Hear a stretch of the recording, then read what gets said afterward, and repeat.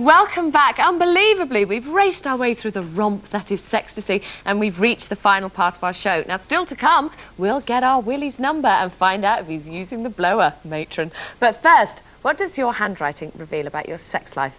More than you'd think. Now, is a swirly S sexual, an angular A anal, or a prominent P penile? Well, to tell us all is expert Michael Watts. Hi there, Michael. Hi, Katrina. So, can you really tell something about someone's sexuality from their handwriting? You can tell an enormous amount about a person's sexuality as well as many other facets of their personality. And there's many different indicators you can look for, but I can point out the most key indicators that are easiest to spot. Right, well, let's cut to the chase here, because to be perfectly frank, I think myself and many millions of women watching, millions, no, many women watching at home, they're like, what do we look for in a man's handwriting that you think, well, let's be crude, top shag and not a sociopath? Okay.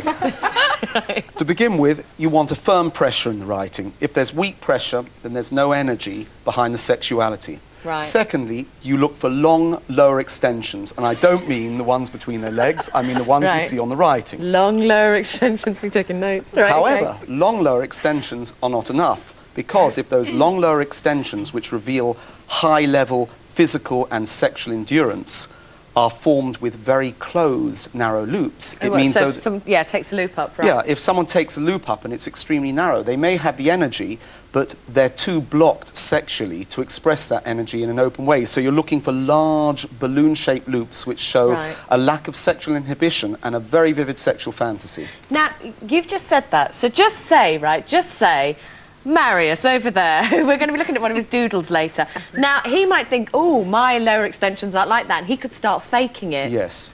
Now, would you be able to spot that, or would it suddenly change his sex life if he changed his writing? If he practiced on it for long enough, no graphologist will be able to detect the cheating going on. But would that then affect his sexual performance? No. No, it would not. So there could be some fakers out there, gals. So even boys fake, so we'll watch it.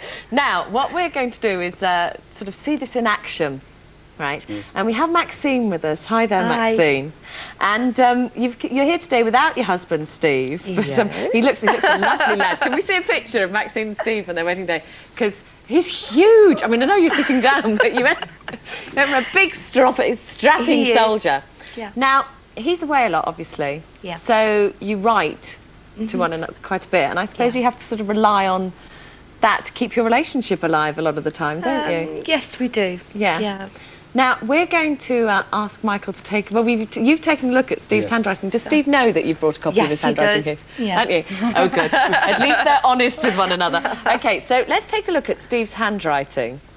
OK, well, I did a short analysis of Steve's writing, followed by a little comparison between the two. Yeah. And I found that Steve's actually got a very old-fashioned sense of loyalty, more reminiscent of times gone by. I mean, he really... Maxine nodding like mad already, yeah. He really values close friendship and family values in ways that are not common today. He's also got an incredibly good memory for details, and I think that Maxine probably finds that very romantic, because he'll remember all the tiny little details of every single romantic episode. Isn't that fabulous? Romantic. I just thought, great, you tell them once what you like and then they remember and do it again. Sorry to carry on, Michael. But what's incredible is if you flash up the handwritings on the screen, you'll see that even to a graphologist's eye, they're remarkably similar. What, Maxine's? Maxine's and Steve both have incredibly similar writing. Now, similar writing in this sense, even from a, as I say, it's even from a graphological perspective, shows that the personalities are incredibly similar. That doesn't always mean that the personalities will be compatible. Sometimes opposite attracts. But in this particular case, not only are their personalities very similar, but they're extremely compatible. What about sexually compatible? Is that another... I mean... Yeah, well, Maxine's obviously sitting here nodding, going, yes, we are, but, I mean, you could see... So the similarity in the handwriting would suggest they were sexually compatible as well? They're extremely compatible. Both place far more value on the expression of warm romantic love and affection as against the expression of wild sexual lust. Okay. So for them... Right, so just come to Maxine. Is that ringing bells for you? You're thinking, yes, that's my Steve. Yeah. That's my very big Steve husband. OK, well... So we've looked at Maxine and Steve. Now we've also got Claire with us. And Claire works for us. She's one of our researchers. She works terribly hard. So we thought, come and have a sit down. Thank you. Now we're not doing your handwriting.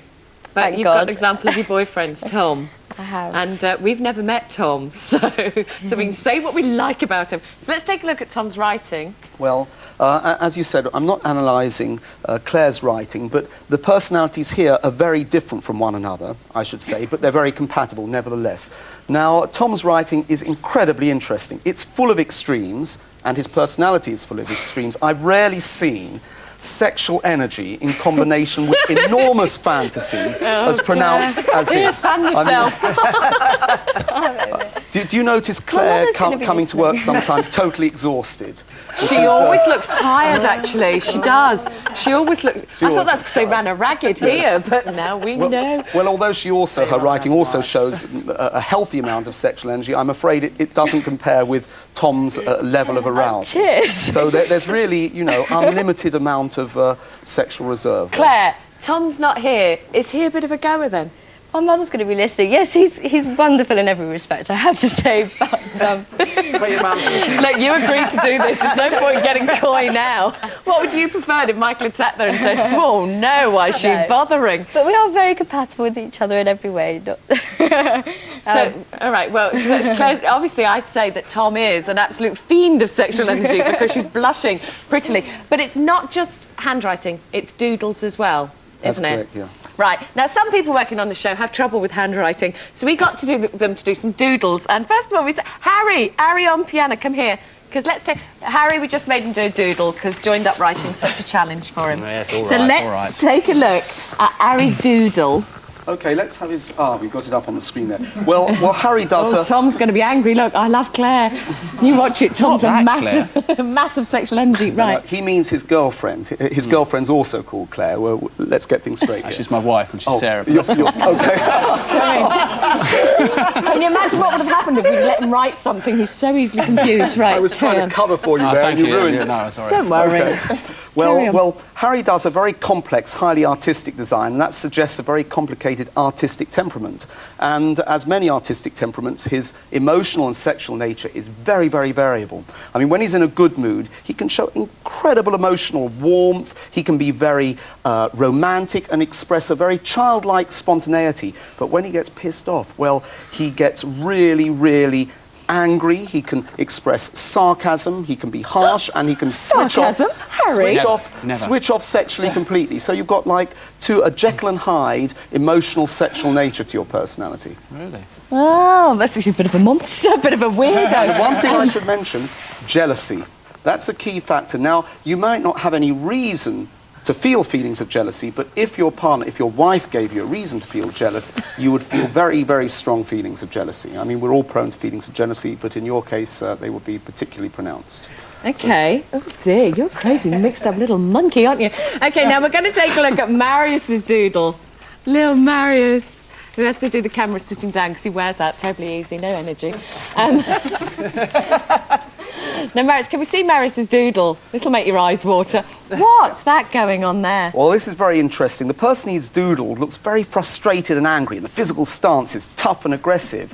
And also, the doodled figure appears to be wearing a dress, and there's breast drawn, so we can assume it's probably a female. And the boots have well, you can't see the boots on this particular cut of the doodle, but they're very dominating looking. Now, I reckon Mario's incredibly turned off by highly dominant, overbearing women, and I wonder if he hasn't had a childhood in which he was overprotected or domineered by a forceful female character. See, I thought he'd quite taken to me, actually, but maybe not. Well, it's mixed feelings, because if he was brought up in that way, he's got this feeling of being attracted to them, but at the same time turned off by them because they remind him of this female character from his past. We're going to have to leave it there. This is fascinating. I want to know much more about Marius. Now, Harry, off you go. Join the boys.